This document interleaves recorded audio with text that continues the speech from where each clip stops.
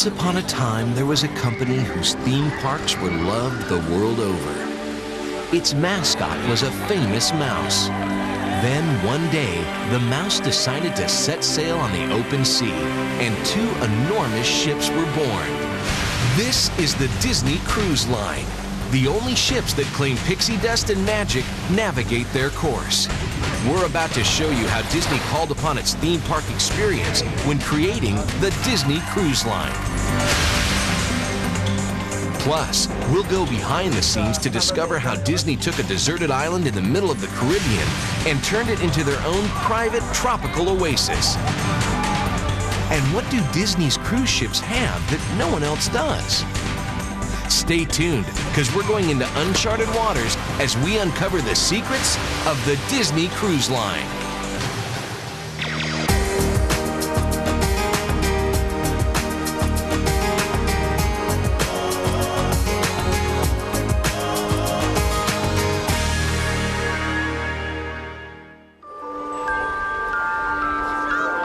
Disney's theme parks welcome a reported 93 million people each year.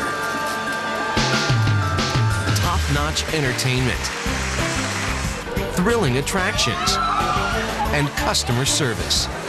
These are the hallmarks of Disney.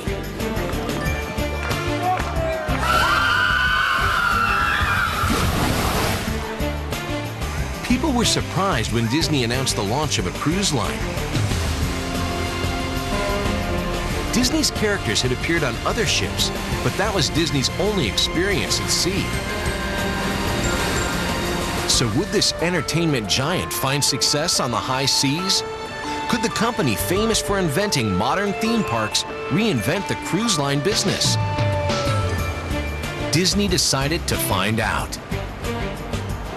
The ships had to be among the largest in the industry. Their design had to make them stand out. The workmanship had to be top-notch. And the experience had to live up to the expectations of the Disney name.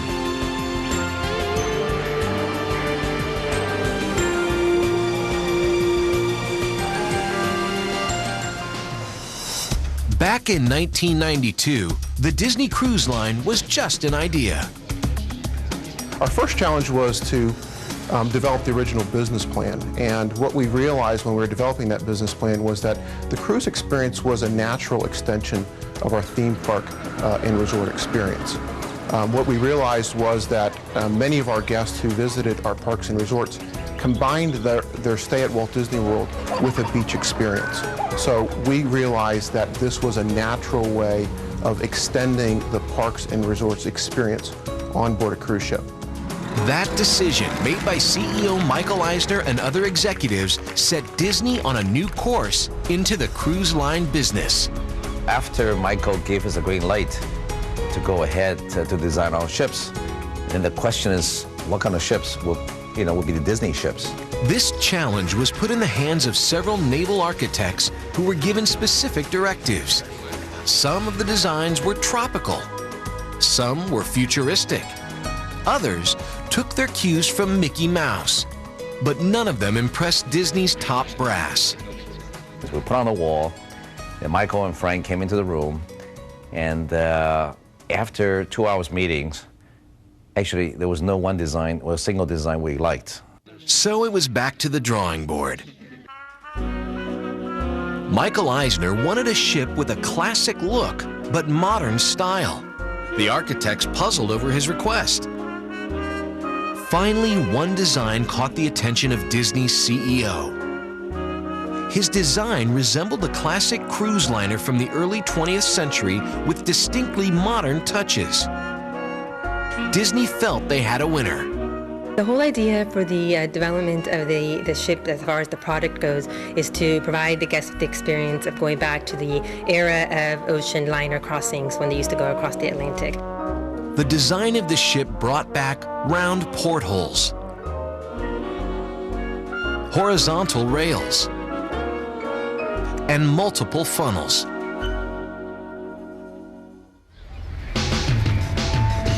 But modern ship technology requires only one funnel to operate.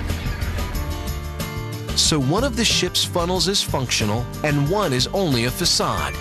Though it may look like a real working funnel, it's actually home to a sports bar called the ESPN Skybox.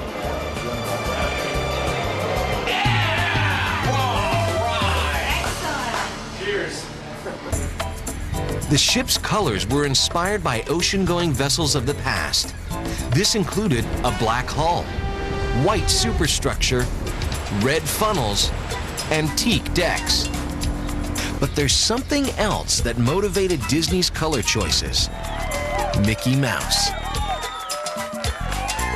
All of the colors matched perfectly, except the yellow of Mickey's bow tie wasn't going to match the orange lifeboats required by maritime law. We said, well, we're getting close to Mickey Mouse's official colors, which is Disney colors. And so we went to talk to the International Maritime Association. We said, can we tweak the yellow slightly, have a golden yellow like the Mickey's yellow? And as long as we meet the, the code, which means the visibility from the air. And they said fine. So it was perfect. Once the design was in place, it was time to build. The contract to construct this floating city went to a shipyard in Venice, Italy, named Fincantieri. But schedule and space limitations made it impossible to build this vessel at one yard. After all, building a ship that was to be 14 stories tall and 964 feet long was a tall order. So how did they meet the deadline Disney requested? What they did for us, they built two parts. Not cut this way, but they cut this way. So we had two parts of the ship, the front and the back. That's right. The ship was built at two different shipyards, more than 100 miles apart. Both yards worked night and day to make sure the bow and stern would be ready at the same time. Not an easy task. And the pressure was on. Sea conditions and the weather limited the transporting of the bow to a narrow window of time. On April 12, 1997, it was a sight to behold as the ship's bow began the 100-mile journey towards its ultimate destination. It was a 2-day trip from Ancona to Marghera, Italy. Now came the moment of truth. Would the two parts fit together seamlessly? Little by little, the two massive hunks inched closer. Anticipation rose as the bow and stern were gingerly fitted together. Then, with extreme care, welding began. Finally, with a sigh of relief, the team realized all the long days and sleepless nights had paid off. It was a perfect fit. The day when you saw these two parts floating together, coming together, almost like half of the buildings coming together into one ship. It's a moment you won't forget. With the two halves together, they were well on their way. Well, that part, of course, it's a huge, giant, step has been completed when the two parts coming together. But even from that point on, there's still so much work to do.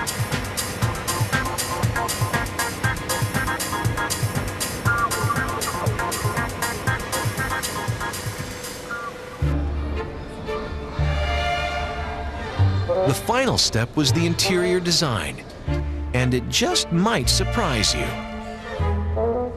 It's very upscale and refined. I think that is the biggest surprise that people will find on board, because they're used to thinking of Disney vacation, a Disney experience with, Mickey Mouse and Cinderella everywhere you look, and really it's an understated Disney decor.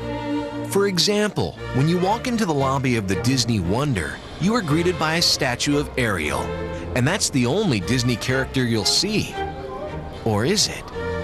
Only a keen eye can pick out the characters camouflaged in the banisters and subtly placed on the wall. And take a close look at the elevator. Now look again. The shape of Mickey Mouse's head is hidden on the elevator screen. The overall design of the ship, we wanted to keep all the Disney elements subtle. And so from the minute you walk into the lobby, there's a lot of subtle Disney elements. Throughout the ship, the Disney touches range from pictures to hardware. But you might not even notice them. That decor mirrors the ship's exterior. The Disney Wonder is decorated in the classic Art Nouveau style. And on the Magic, it's all about Art Deco. Where the rest of the industry, you might find a Vegas-style experience with neon lights and sort of over-the-top decor in different public rooms. On Disney, you'll find a more classic transatlantic liner with a lot of Art Deco. To help create the decor, Disney called on the best of the best. In fact, they hired celebrity glass artisan Dale Chihuly to design the lobby chandelier. But before you start thinking the chandelier would look good in your living room, listen to this. That chandelier weighs as much as an elephant. So after years of planning, designing, and constructing, what was once a dream had become a 964-foot-long reality. On July 28, 1998, the Disney Magic was born. And more than a year later, the Disney Wonder, the Magic's nearly identical sister ship, was launched. Disney was ready to set sail. When we come back, we'll set sail on the Disney Wonder and get an inside look at the most lavish accommodations on board. And later, paradise is found on Disney's own private island.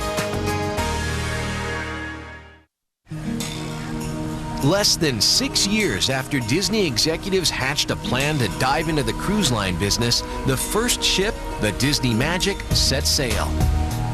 A year later, the second ship, the Disney Wonder, was launched.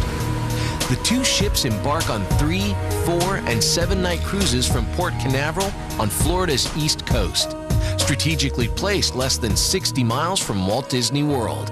So it was important that Disney ships would appeal to their theme park audience of families. We coined that term the no compromise vacation because the concept is that everybody on board the ship is going to have a great time. Mom and dad are going to have a great time.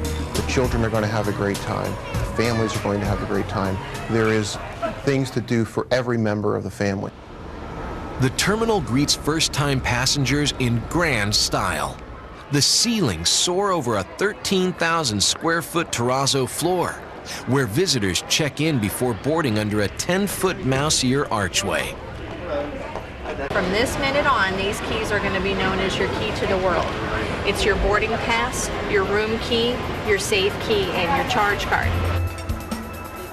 Throughout the afternoon, passengers board the ship at their leisure.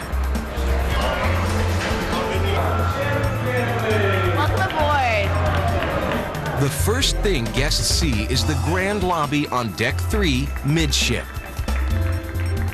From here, they will board marble elevators and fan out to various decks to find their staterooms. Disney relied on its resort experience when designing these stately rooms. We certainly have a lot of history of resort guests at Walt Disney World staying in our hotel rooms. We study a lot about what they like, what they don't like. To accommodate the family, the staterooms were designed to be 25% larger than the industry average. And Disney created a variety of stateroom designs in an effort to fit everyone's needs. From a standard inside stateroom to multi-bedroom suites, they've thought of everything. And of course, everyone wants a room with a view. So Disney made sure a majority of the 877 staterooms would have ocean views. And nearly half of those have private verandas. Some staterooms have pull-down beds built into the ceiling. And one stateroom feature broke the mold as a cruise industry first. Most of the staterooms have not one bathroom, but two. It's one with the sink and the tub and shower, and a separate compartment with the sink and the toilet, so different members of the family can use the bathroom at different times. It's very convenient to have two bathrooms when you have a family, especially on a cruise. And passengers looking to indulge in the best a good night's sleep has to offer should check out the ship's most exclusive stateroom, the Walt Disney Suite, which is booked typically up to 1 year in advance. This 1,000 square foot floating penthouse is decked out in marble, has a whirlpool tub, and a baby grand piano. But what makes this palatial pad different from any other suite at sea is the family photos. Here, you'll find pictures of the suite's namesake and company's founder, Walt Disney himself.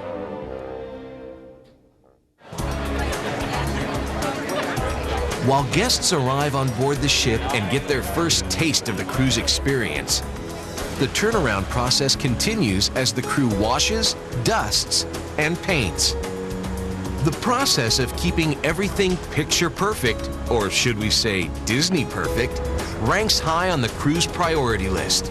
This is because passengers come on board with high expectations because of the Disney name. So to meet these great expectations, Disney developed Project Main Street. Project Main Street is a maintenance strategy, if you will. If you go to Magic Kingdom and walk down Main Street, it looks the same way that it did in 1971 when the park opened. So like Disney's Magic Kingdom, everything on board looks brand new.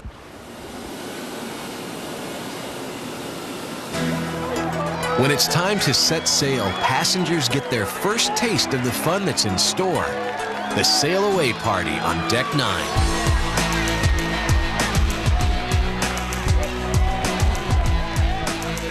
As the party picks up, the crew drops the ropes, and the captain prepares to take the ship from Port Canaveral out to sea.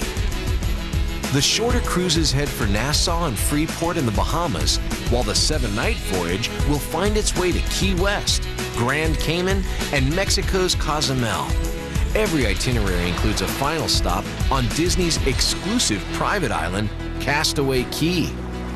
But for now, the pool party is going strong, kids are meeting some of their favorite characters, while some adults head straight to the ship's lavish spa. I'm here for my alpha capsule. Below, the deck team finishes pulling in the ropes. Once all the passengers have settled in, it will officially be anchors away.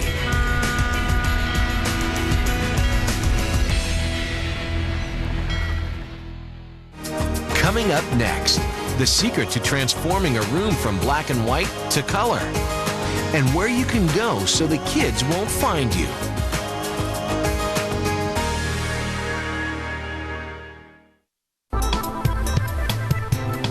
Take 2 ships, add several Caribbean itineraries, then sprinkle on the Disney name, and you've got a recipe for the Disney cruise.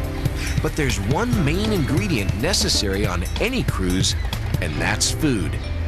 And a lot of it. Food, food, and more food. Today's cruisers have come to expect delectable dining in excessive amounts. But how would Disney raise the bar on cruise dining? With an industry first, the Disney company created rotational dining. Instead of dining at one huge restaurant every evening of the cruise, this concept rotates cruisers through 3 different restaurants on sequential nights. We had the same waiters every evening, so they got to know us and they called the children by name. They gave them such individualized attention. It made them feel very special. There's an upscale restaurant that serves fine cuisine in high style, a casual island-themed dining experience, and one of the most unusual restaurants ever created. It's called Animator's Palette, and you'll see why this restaurant is classic Disney. When passengers enter Animator's Palette, the room is completely black and white. The walls are covered with Disney animation sketches. As the courses are served, the room is magically transformed into color. So how does Disney create this effect? There is the facade wall, which is the wall that you see when you walk into the room. And of course, as you walk in, you would naturally just think that's the wall of the restaurant. Well, in essence, it's not. It's a bit of a trick. There's about 22 inches between that facade wall and the full color wall that you see behind it. In the beginning, the black and white facade wall, which is made of perforated metal, is lit from the front, so all you see is the black and white drawings. During the meal, a computer system slowly dims the front wall's light and sneaks up the light on the back color wall. When we make that shift from front light to back light, the front wall, that facade wall, essentially disappears to the eye and the back wall comes on, and that's where we have that full rainbow of color. And that's really how that whole transition takes place. How was your experience on board?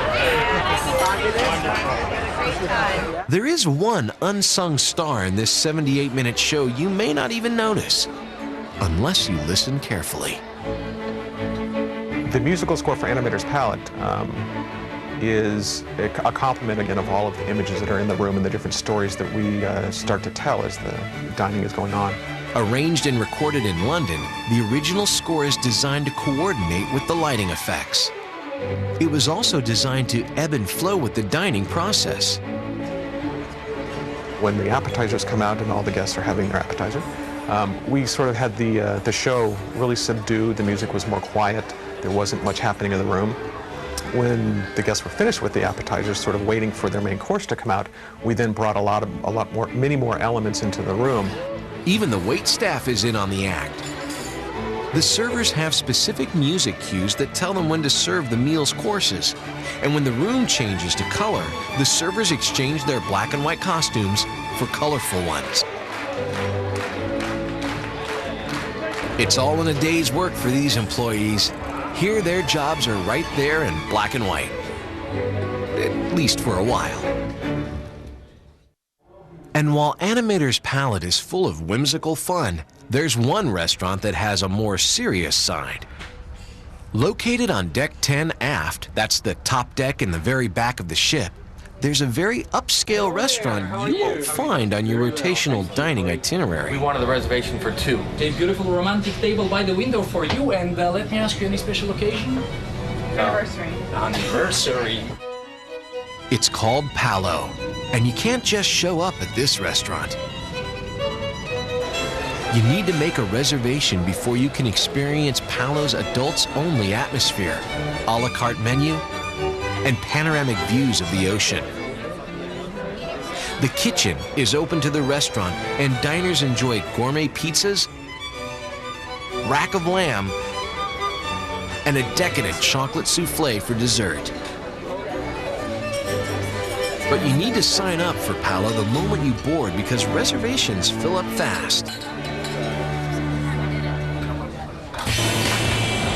And while food is a major ingredient for a successful cruise, entertainment and activities are the meat and potatoes of any voyage. On board the magic and the wonder, it's Disney's goal to make sure everyone has a good time. The philosophy behind the Disney Cruise Line is to make sure that no matter your age, whether you're young or an adult, that you have a great family vacation. So how does the Disney Cruise Line live up to its promise to entertain adults and children at the same time? Let's start with the pools. Most ships have 1 or maybe 2. Disney's ships have 4. The Mickey Pool is for children. Located on Deck 9 near the back of the ship, it's shaped like its namesake and boasts a giant water slide. On the other side of the ship's aft funnel, you'll find the Goofy Pool. This one is open to families, so that includes everyone. And near the bow of the ship, tucked away in front of the foremost funnel, is a pool reserved exclusively for adults 18 and up. This is the place where you can get away from the kids. I think it's a great advantage to have an adult pool because even though it's nice to swim with the kids, it's also nice not to. So. Though these pools are only 150 feet from each other, they feel like they are miles apart. That's due in part to hidden speakers that pipe age-appropriate music into the 3 pool zones. So what about the 4th pool? It's not open to kids, families, or adults. Discreetly placed on the 5th deck next to the bow, this pool is reserved for crew members to use on their time off.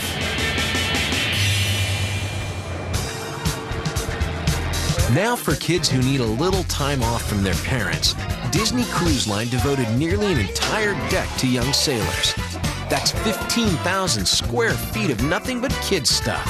5 times more space than any other cruise line. Disney also activated a revolutionary pager system.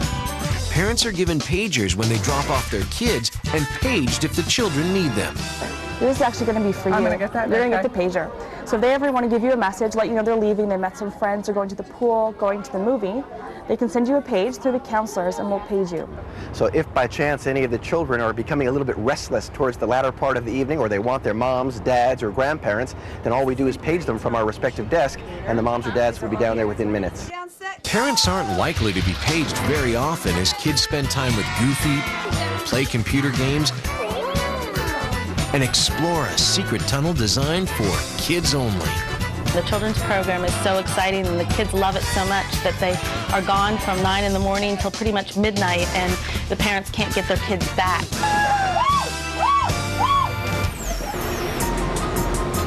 Disney lives up to its reputation with entertainment for kids. But what about adults and singles? One of Disney's biggest challenges is convincing cruisers without kids to come aboard. To keep adult passengers from going kid crazy, Disney created some areas just for them.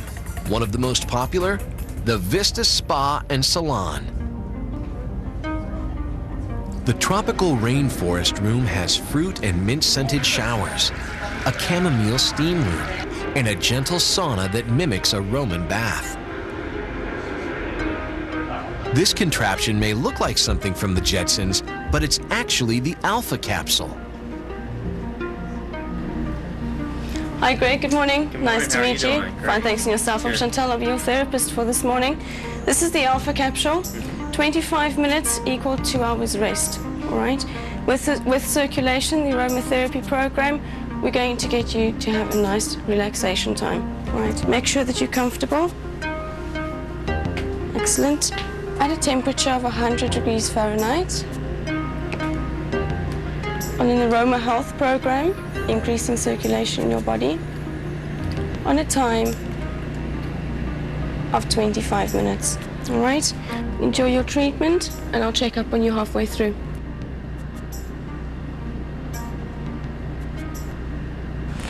Hi, Greg. How are you doing? I'm doing good, thank you. Excellent.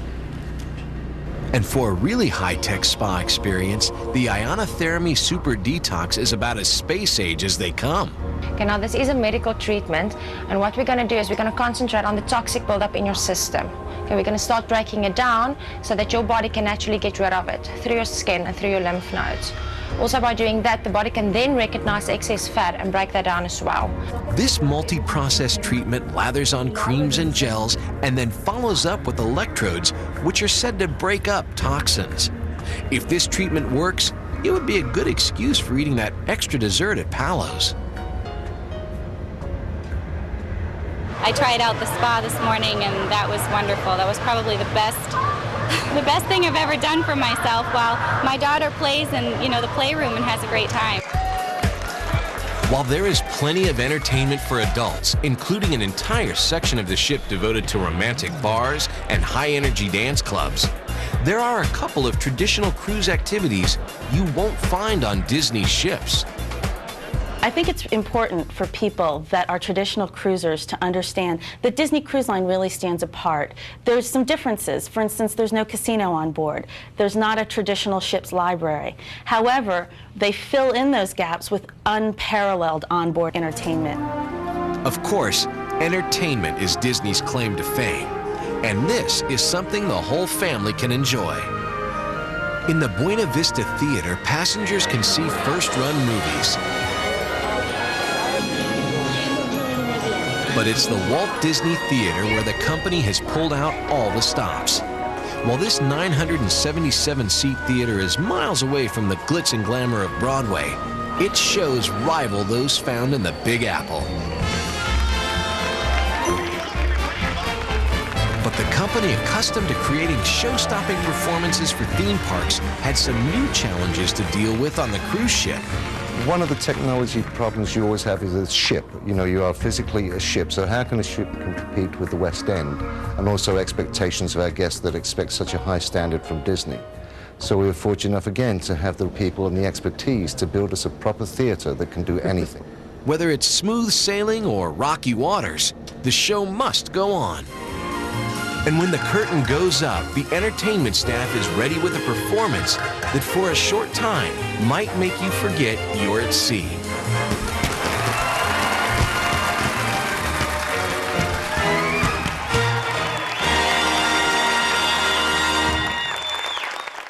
When we return, go where few have gone before, behind the scenes of Disney's Cruise Line, and discover how this 85,000-ton behemoth can be controlled by a joystick.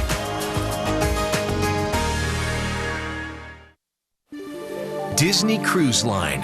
Its two ships, the Magic and the Wonder, sail around the Bahamas and the Caribbean, stopping in tropical locales like Nassau and the Virgin Islands. So what does it take to pilot Disney's Pride and Joy through the Atlantic?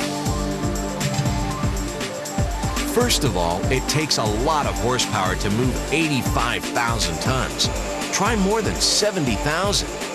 Inside the engine control room, crew members oversee every system on board the ship, from the air conditioning in the staterooms to the water levels in the pool, and a complicated ballast system to keep the ship stable at speed.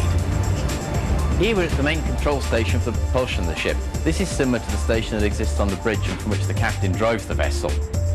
Here I can show you that this is the speed of the shafts that are pushing the ship through the water. There are 5 engines on board. These huge machines turn 2 enormous shafts that rotate the 2 18-foot propellers. At full speed, the Magic and the Wonder will cut through the water at 23 knots. That's 26 miles per hour for you land lovers. Running a ship that is nearly 3 football fields long is no easy task. Up on the bridge, officers navigate and monitor the ship's progress and systems around the clock. The captain, who is also the ship's general manager, is in charge of everything, including the 950 crew members on board. He doesn't always stand on the bridge, but when the ship is pulling into port, you can be sure he'll be there. He even has a special area off the main bridge where he can control the ship. That's what we call the bridge wing, and we have complete control. We have all the thrusters, main propulsion, rudders that we need to steer and maneuver the ship. When pulling into Nassau in the Bahamas, the captain must rotate the ship 180 degrees before docking. This is a delicate procedure in such a small channel. To turn around the Disney ship, he doesn't use a wheel. Believe it or not, he uses a joystick. Joystick is a computerized integration of all the functions of rudders, thrusters, and main propulsion that makes it a little easier, and it's all an integrated version of instead of doing it manually. He stands on a clear glass platform. This allows a clear view of the dock 10 stories below. With 5 side thrusters, the captain has precise control as he carefully guides this 85,000-ton behemoth gently into place. Okay.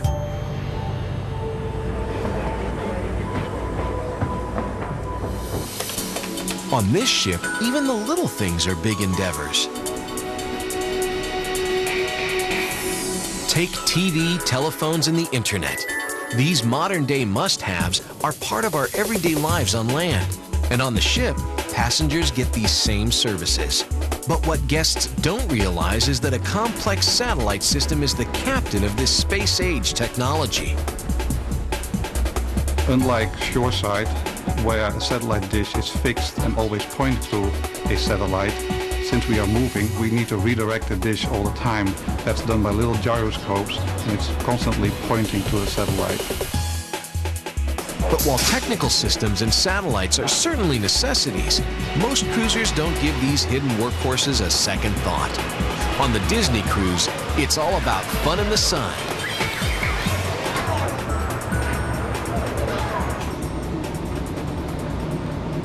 Coming up, it may be the ultimate in island relaxation, and it's reserved exclusively for Disney cruisers. Find out how the mouse created its own tropical paradise in the Bahamas. It's the last full day on board Disney's cruise ship. By this time, passengers have enjoyed activities, entertainment, and dining on board, as well as stops at tropical ports of call. But now, as the sun rises in the sky, a few early risers get a sneak peek at a tropical paradise unlike any other.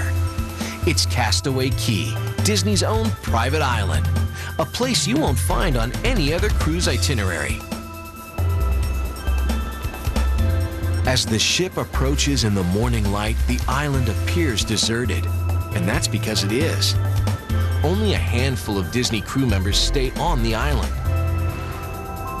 At this hour, they are busy prepping the island for the 2,500 visitors that will embark. There's something else different here. The ship doesn't anchor offshore. It pulls up to a berth only steps from the main beach. In fact, Disney went to a great deal of expense to build a dock so the passengers would not have to tender in. They had to find the deepest water, blast the limestone on the ocean's floor, and then pump in approximately 500,000 cubic yards of fill material. All that so passengers can go back on the ship anytime they want. Another way that we wanted to differentiate ourselves from the competition is to create the quintessential beach experience.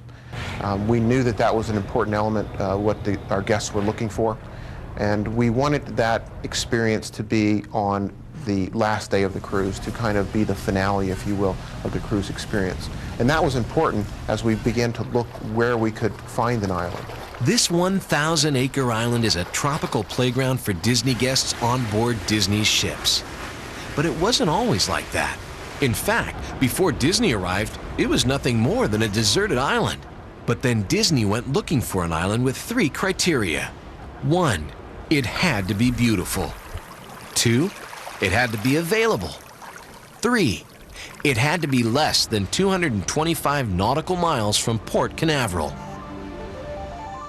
So how did they find this tiny island in the middle of the ocean? You literally take a map, you draw a circle, and you go search. The island they found was a Bahamian island named Gorda Key. After acquiring the island and renaming it, the Disney team went to work. But this job would prove to be like no other. We learned a hard lesson day one because we all showed up and we had no water. It is a completely uninhabited island. So what we ended up having to do was drink the milk out of green coconuts. Ultimately, Disney built all of the technical systems from scratch, including a wastewater treatment system, 2 reverse osmosis plants that produce fresh water from seawater, and 3 generators to power the island. As passengers prepare to disembark, the island staff completes their preparation for the day's activities. Many of the onboard crew members assume similar duties on Castaway Cay, but they get a lot of help from the island natives. There are 45 people hired by Disney who live on Castaway Cay. And if you're thinking it may be a little too Swiss Family Robinson for you, then you could be right. I think living on the island requires special character.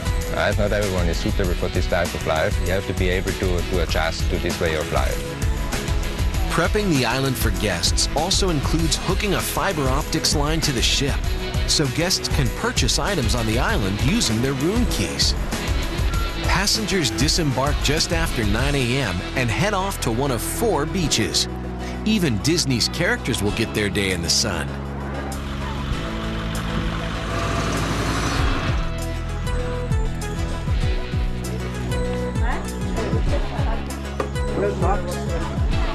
Disney designed the beaches the same way they designed the ship.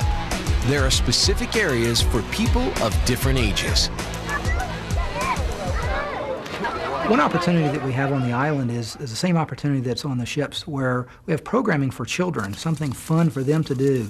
And at the same time, it allows adults to spend a little bit of time away from their children, but to know that they're well cared for. The most popular beach is the Family Beach. Here, visitors can rent snorkel gear and head out on a 12-acre snorkeling adventure. It's designed around a man-made reef, which is populated by fish, fossils, and something you wouldn't expect. And if you'd rather be above the water than below, you can rent a catamaran during your stay.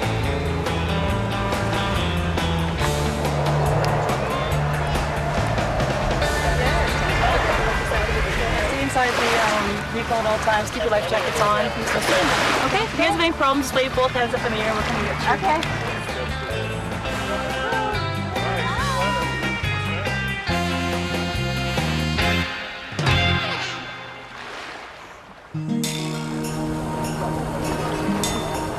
But if you are really looking for that deserted island experience, and you can leave the kids behind, board the tram and head down the island's deserted runway. At the far end, you'll arrive in an adult paradise. No one under 18 allowed.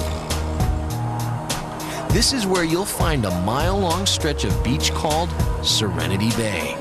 Here, Serenity seekers can lunch on grilled fish, rest in hammocks, or relax with a massage in one of the 5 open-air cabanas. Gonna have to.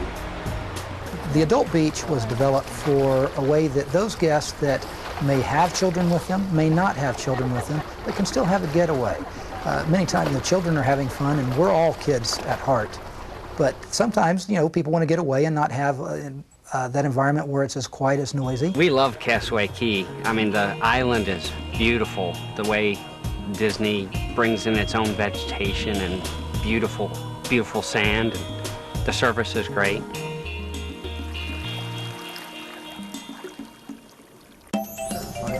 As dusk approaches, passengers make their way onto the ship and head back to Florida as the island natives wave goodbye in Disney fashion.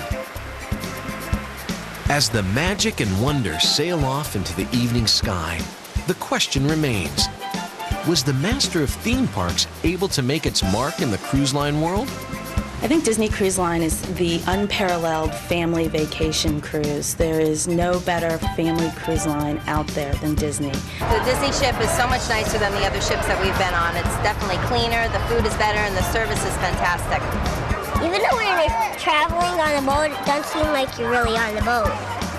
It seems like you're at Disney, doing fun stuff and stuff. You know, I think that the biggest difference for us as a Disney Cruise Line versus others that sail in this industry is that we have the strength of Disney behind us.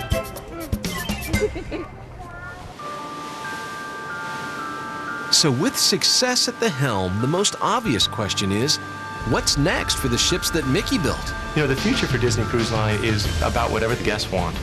You know, again, the biggest difference between theme parks is we're mobile. So over time, we will go wherever the guests want us to go. Disney is all about raising the bar and learning from our experiences. So part of our culture and our process is to try new things and develop new ideas. We're starting to see now a lot of people are coming back to Disney Cruise Line, which is wonderful. You know, they're our family and we want them to come back. Everyone on the cruise ship really welcomes you with open arms. They're there, they have drinks, you know, and the fun just begins from the minute you actually step on the ship. So we were like, okay, let's get this party started.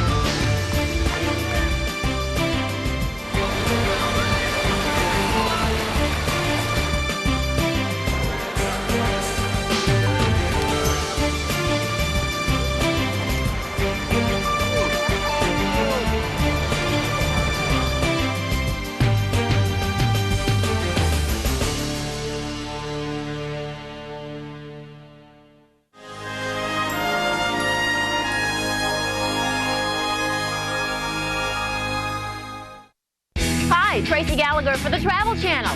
Looking to enjoy the great outdoors? Well, you're not alone. In fact, last year there were 280 million visits to our incredible national parks. That adds up to a visit for every man, woman, and child in the United States. And it's pretty easy to see why. From the face of a glacier to the faces of Mount Rushmore, the Travel Channel's your ultimate guide for